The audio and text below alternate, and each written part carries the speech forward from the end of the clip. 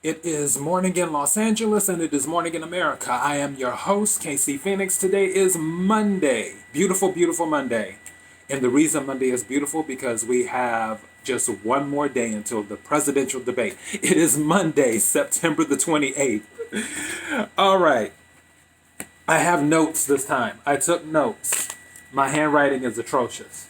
But I took notes. I feel like I don't know if anybody who goes to church remembers with people reading the announcements and then they come up to the front of the church. I kind of feel like that right now, even though I haven't been to church in a decade, but that's another story for another day. All right.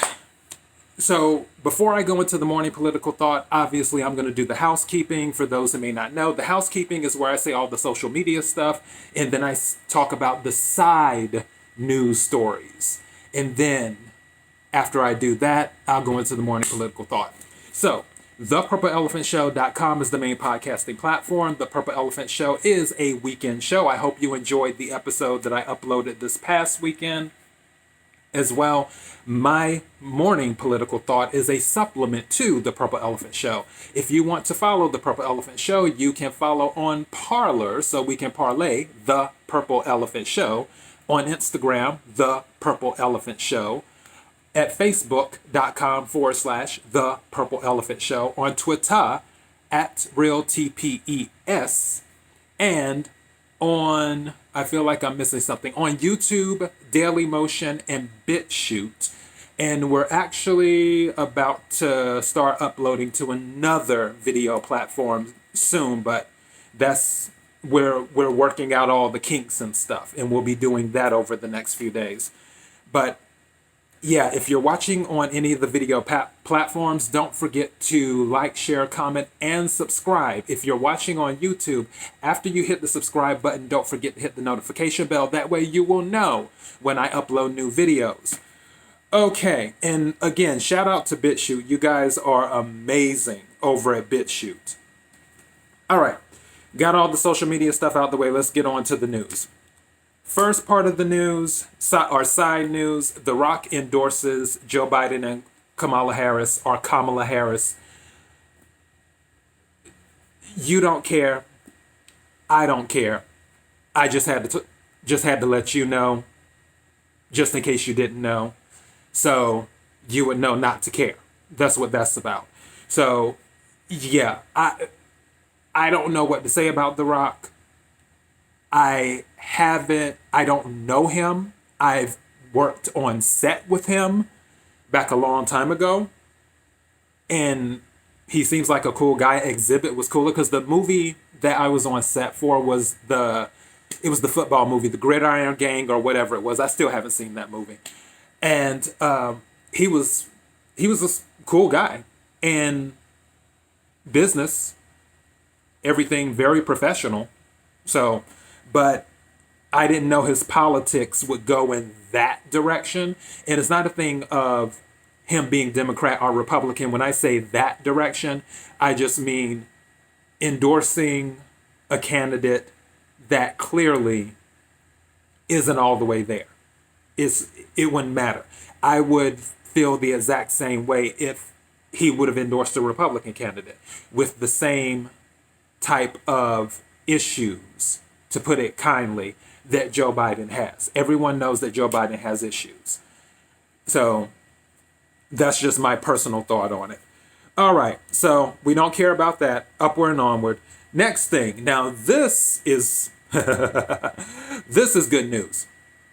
The whistleblower is in the process of preparing to speak to John Durham. For those of you who may not know, the whistleblower name is William A. Barnett. That is his name, William A. Barnett. He plans on talking to John Durham. He is one of the people who was involved in Crossfire Hurricane. For those of you who may not know, Crossfire Hurricane was the operation where the president's campaign and pretty much the presidency was being surveilled because of so-called Russian collusion. Again, side note, legally, collusion is not a crime. Conspiracy is a crime. But back to this. So he plans on speaking with John Durham. There isn't a date on that, I don't believe.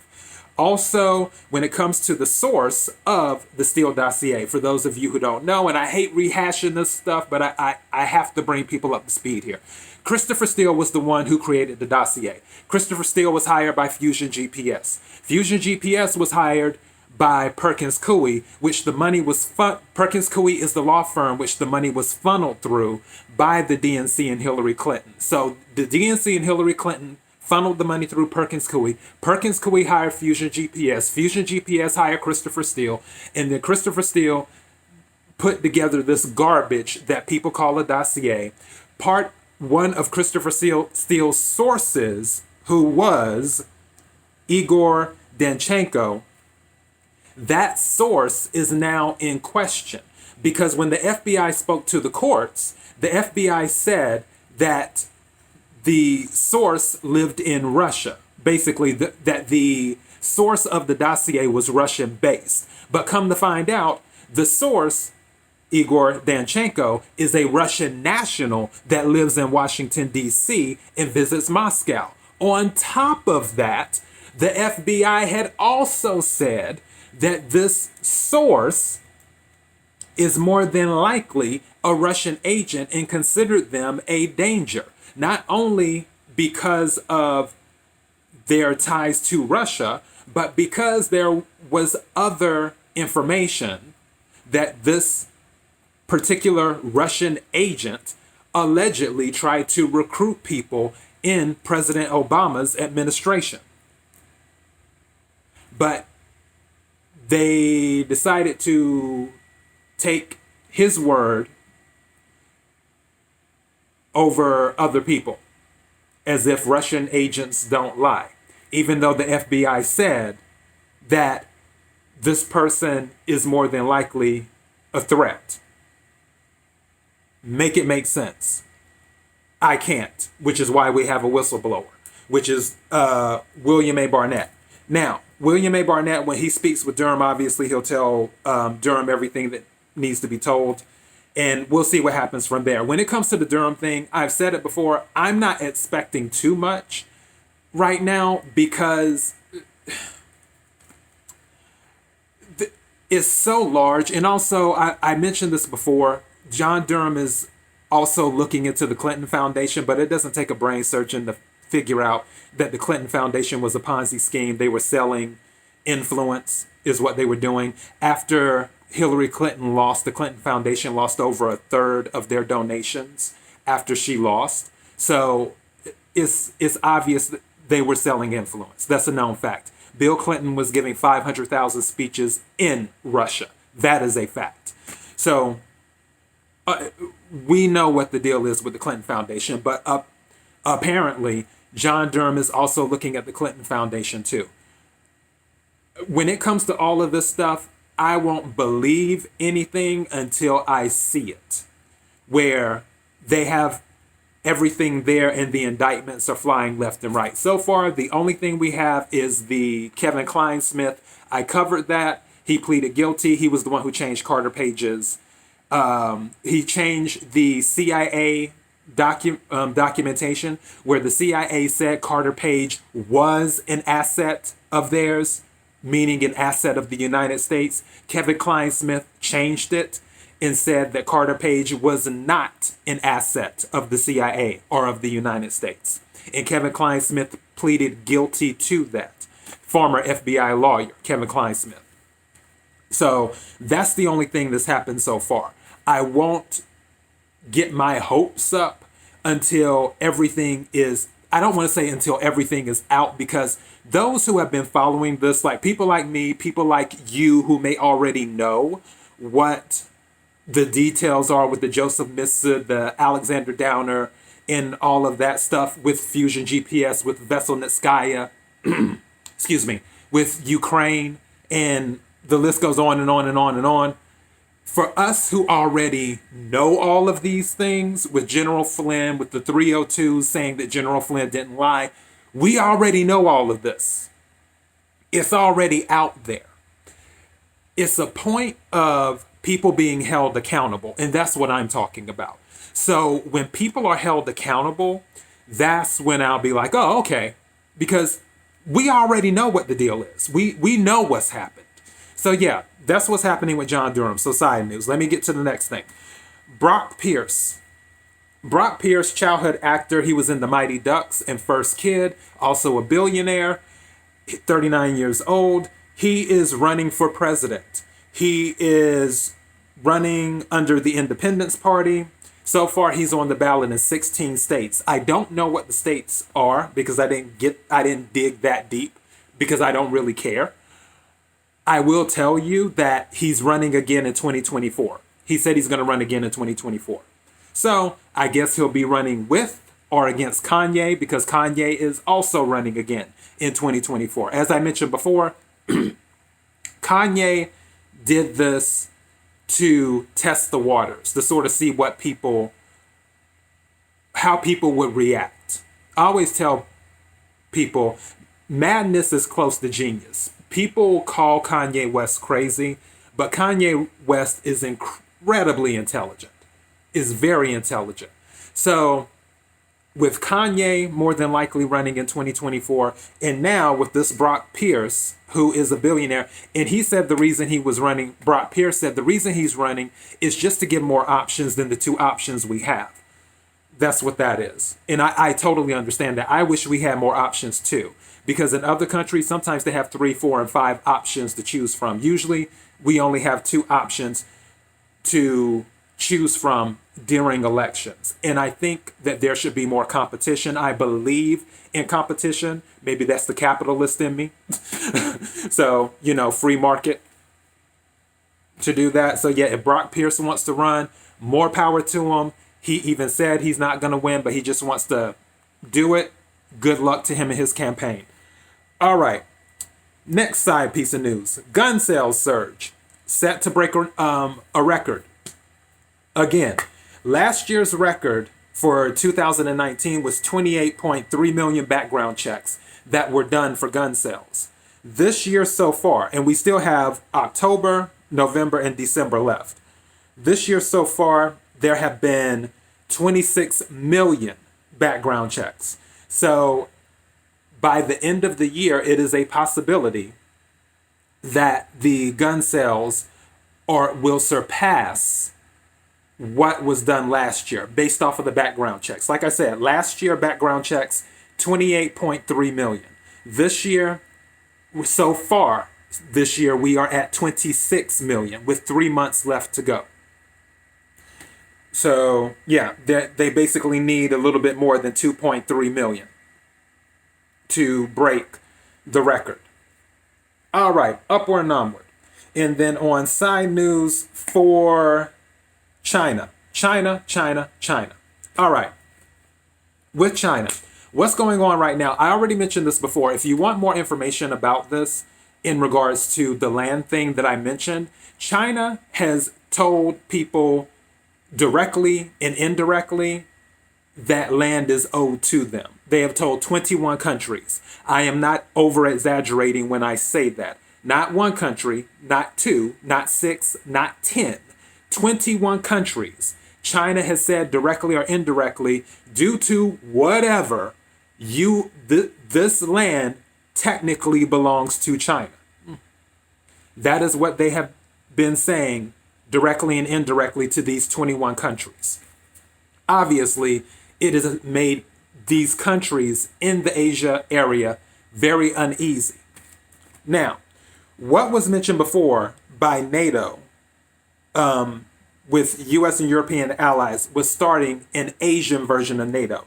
It was called the SEATO, the Southeast Asia Treaty Organization is what it was called. However, the talks had failed in creating that. Now, the talks are being revived again because of everything that China is doing.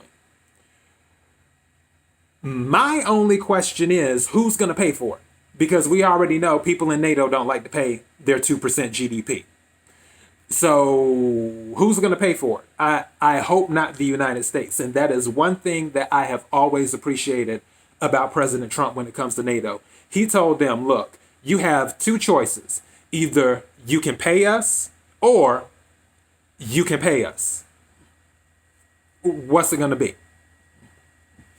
And that's why more money has been flowing into NATO, because they knew President Trump was not bluffing. They knew he wasn't playing games. So with this Asia version of NATO, who's going to pay? Because the Asian country that has the most money in the Asian region is actually China. China is the second largest economy in the world. Obviously, they're not going to be part of the Asia NATO, because the whole reason to create the Asia version of NATO, the SEATO, which is the Southeast Asian Treaty Organization, is to have something to protect them against China. So it's like, what country or countries will pay? And if other countries don't pay, will they be held accountable? Because if just a few countries are pulling their weight, but other countries aren't, it's not equitable. It's not even. It has to be balanced.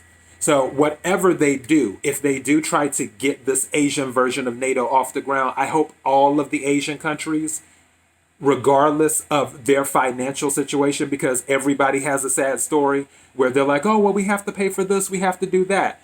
All countries have bills. The United States is over $24 trillion in debt right now. All countries have bills. Everybody has a sad story. If you want to be part of an organization, pull your weight. And I hope that's what they will do when they do that. All right. Upward and onward to my morning political thought. And this is not going to be that long, because we're approaching 20 minutes and I have things to do. All right. When it comes to what was printed recently, let me get this straight. I really, really have to get this straight.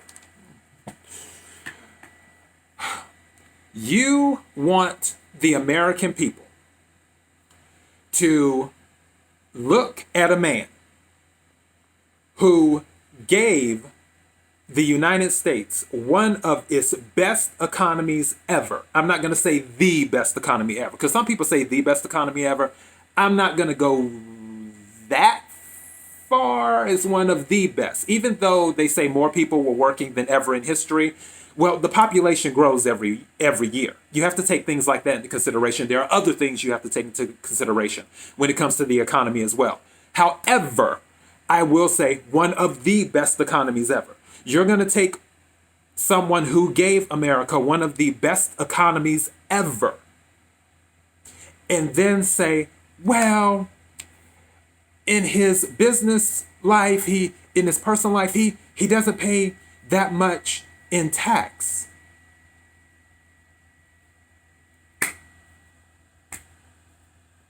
We don't care. We really don't care. And now all of these outlets, because of a story ran by the New York Times, which, by the way, let me tell you something about the New York Times. Jesus himself could come back and say, you know what? I'm going to do my first interview with the New York Times. Guess what? I'm not going to read it, because the New York Times is garbage. The headline will probably say, Satan's oppressor finally returns after a 2,000 plus year vacation, or some mess like that, because they're garbage. That is what they are. The New York Times has been garbage. They'll always be garbage. They're garbage. So anything that comes from the New York Times, good, bad, or indifferent, I really don't worry about what they say, because the people within their organization are not journalists. They are activists. There is a difference between journalism and activism. That's why I don't pay them any attention. They are so concerned about taxes, but you don't hear a peep about what's been going on with Joe Biden's son, with money from somebody who was a mayor or the wife of a mayor of Moscow, Russia? Really? The stuff that happened with China with the $1.5 billion, all you hear are crickets. The stuff that went on with Ukraine. So we have Russia, Ukraine, China, all making money from. It's silence, crickets. So you want me to take you seriously when you talk about taxes, where we know President Trump pays some type of taxes. He paid them before. Anybody remember? Let's see. I'm old enough to remember. Back, let's see. Maybe 2 years ago, 3 years ago, something like that. There was this lady. What was her name? If you want to call her a lady. Rachel Maddow. That's who it was. Rachel Maddow was like, we have Trump's tax returns. We have them right here. And we're going to reveal them on air. And we're going to let you know how much he paid in taxes. We're going to let you know. We have his tax returns right here because we know Trump doesn't pay taxes. Okay. I'm listening. Not that I care, but I'm listening. And then at the end of the show, she pulls out the form. And let's see here. It was 2005. And he did the AMT. AMT is alternative minimum tax, which basically is where the IRS, you send in all your stuff, IRS calculates it on up, makes sure everything matches, and says, all right, you can pay the minimum tax. You know what the minimum tax was that he paid? $38 million in taxes. 38 million. Not 38,000, not 3,800, not $38. 38 million. 38,000,000.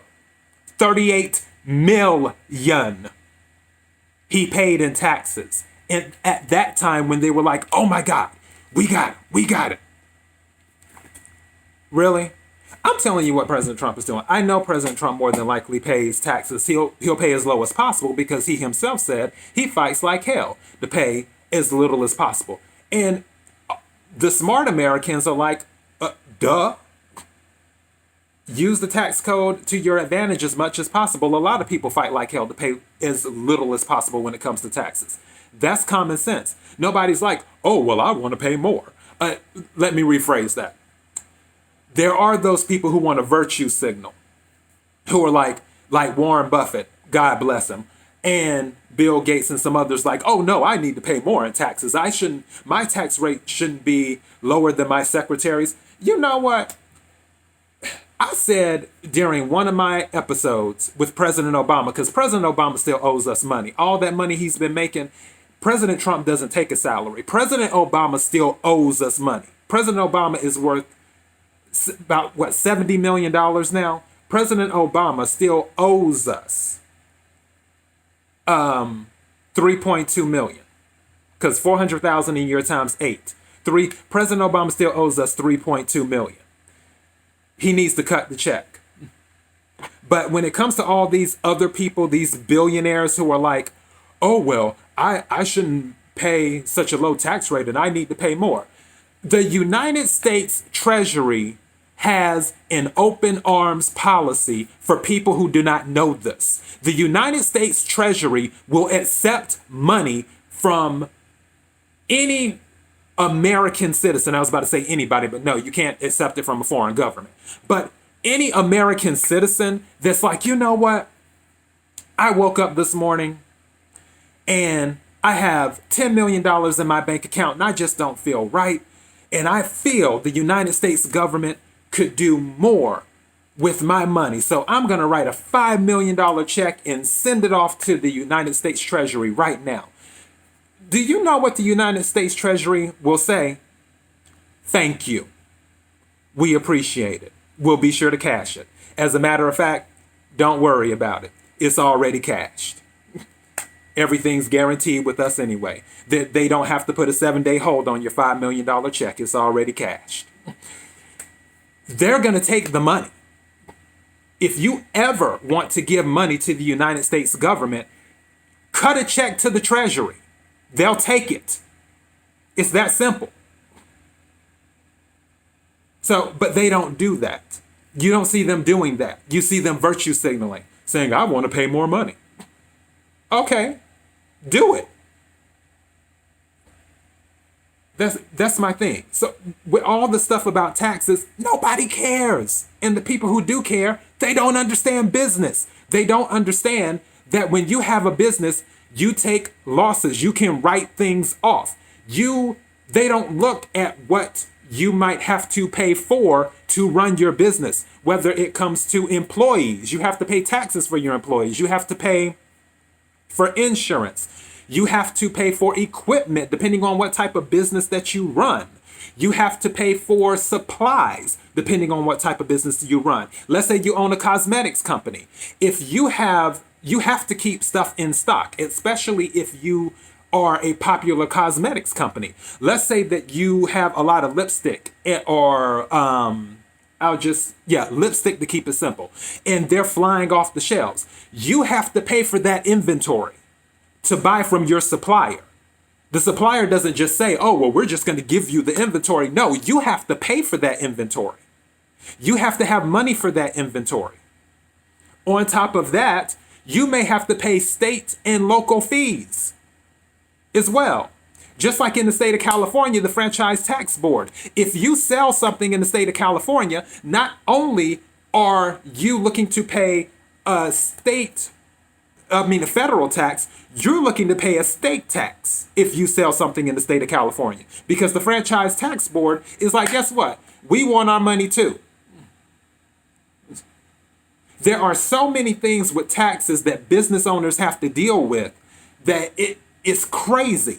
And the only people who care about whether he paid taxes or paid $700 or paid this or paid that are people who don't know how business works. They don't know. So, as for this, let me get this straight.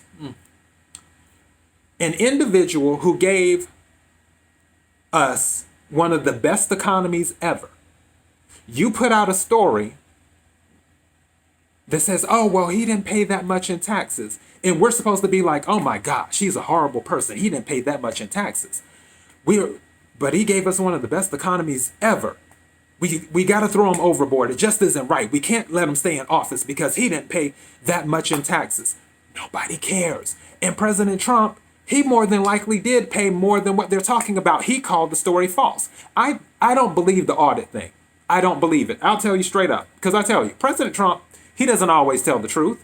We know that. But when it comes to his campaign promises, he keeps his campaign promises, which is why everyone sticks by his side. But I really believe President Trump just hasn't released his taxes to keep people in suspense and to keep it going and to keep the media riled up.